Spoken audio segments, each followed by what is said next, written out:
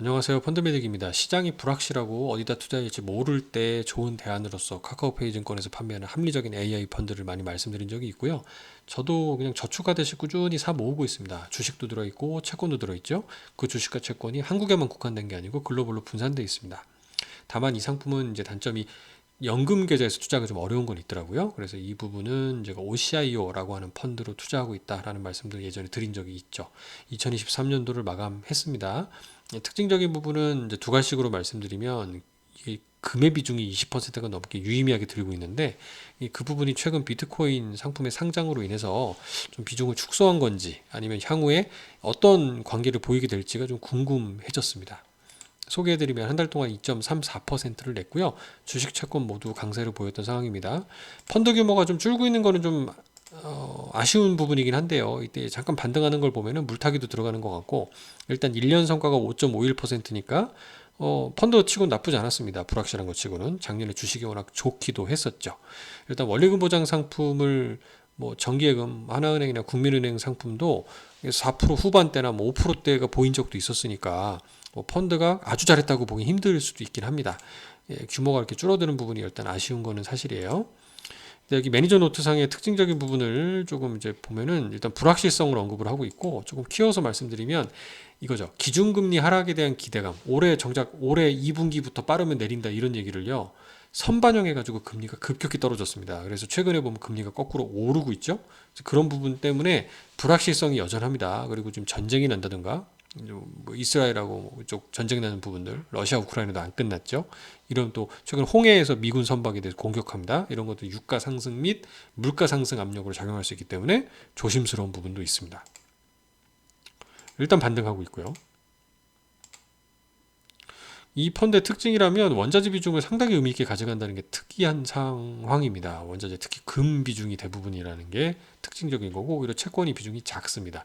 주식 비중은 한 44%밖에 안 되는 거죠. 금 비중이 23.7이지만 이 보게 되면 이 녹색이 금 차트인데요. 거의 정고점 수준입니다. 정고점이 있기 때문에 여기서 더 얼마나 투자할 수 있을까? 그러니까 가격적인 메릿을 못 느끼지 않느냐라는 차원에서 비중을 축소하고 있다고 얘기를 하고 있고요. 이 미국 상장 리츠, 전 세계에서 한 1,800조 이상의 큰 규모로 가진 시가총액의 어떻게 보면 그런 시장인데 리츠의 특징적인 부분은 상장돼서 주식처럼 거래되다 보니까 가격 변동성에 민감한 게 적용되긴 하는데 금리가 앞으로 하향 안정화됐을 때는 금리가 그동안 올라서 터졌던 부분들이 좀 반등하면서 메꿔지겠지라는 생각도 들고 일단 배당이 나오니까 그 배당을 받으면서 버틸 수 있는 장점도 좀 있는 것 같습니다. 그리고 성장주가 너무 많이 올랐잖아요. 일정 부분을 이렇게 분산해 놓은 차원도 좋지 않을까라는 거죠. 그리고 우리나라는 다 맨 상업용 부동산밖에 없잖아요. 오피스, 뭐 빌딩밖에 없는데 미국은 주거용이라든가 뭐 데이터 센터라든가 양로원이라든가 다양하게 분산돼 있다라는 장점도 있는 게 사실입니다.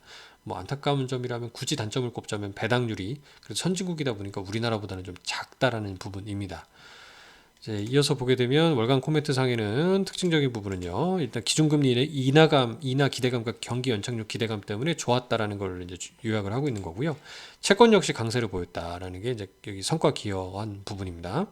그리고 금의 경우를 앞서 제가 말씀드렸죠. 역대 최고 수준이라는 점. 이 점이 이제 코멘트상의 핵심이었고 향후 운용 계획상의 핵심은 금리나 기대감이 선반영되었다. 올해 떨어질 부분들을 일정 부분 선반영에서 금리가 많이 떨어졌으니 최근에 금리가 오르는 게 보이시죠? 그러니까 조심해야 된다.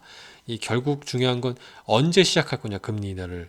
이게 2분기 한다고 그랬는데 또는 1분기에 바로 할 수도 있겠다 했다가 이게 하반기 또는 뭐 내년으로 혹시라도 미뤄진다든가 뭐 유가가 오른다든가 이런 불확실성은 자산시장을 또 흔들어 놓을 수 있는 악재가 될 수 있기 때문에 조심스럽게 보자. 그래서 이 펀드는 섣부르게 예측하기보다는 시장이 가는 그 방향을 찾아서 추종하는 어떤 모멘텀 플레이도 병행한다라는 거죠. 그래서 합리적으로 얘기를 하고 있는데 일단 저는 잘 모르겠으면 이런 합리적인 것 또는 OCIO 펀드를 하시는 게 좋지 않을까라는 생각은 올해도 여전히 가지고 있습니다. 감사합니다.